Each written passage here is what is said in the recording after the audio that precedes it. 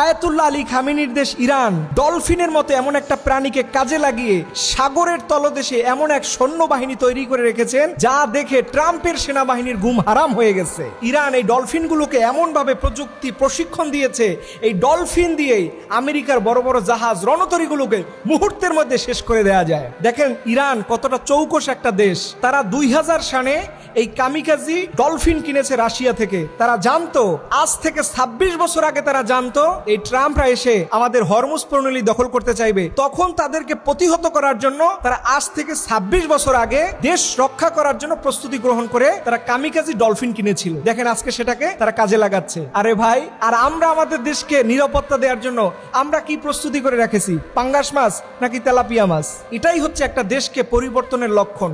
আমরা শুধু নেতার পিছনে ঘুরি আর সভাপতি আর সহ সভাপতি হইতে পারলে আমাদের জীবন ধন্য। আল্লাহ তাআলা এই মানুষের মাথায় যে কত কিছু দিছে।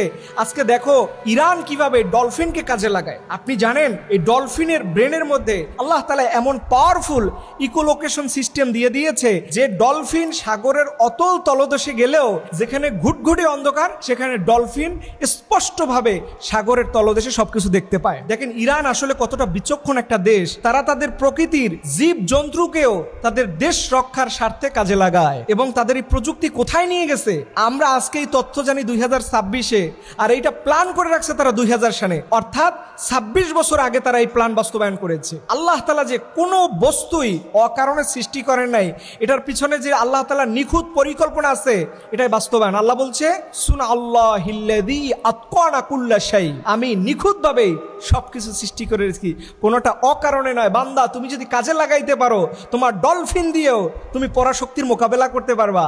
আর যদি মানুষ তুমি এটাকে কাজে না লাগাও সারা জীবন তোমাকে অন্য দেশের পা চাটতে হবে। এবং এই ডলফিনের প্রযুক্তি দিয়ে ইরান যে কতদূর এগিয়ে গেছে এই তথ্য আমার না, আমেরিকার পত্রিকা দ্য ওয়াল স্ট্রিট জার্নাল তারা বলেছে, তাদের জার্নালের মধ্যে এটা প্রকাশ করেছে।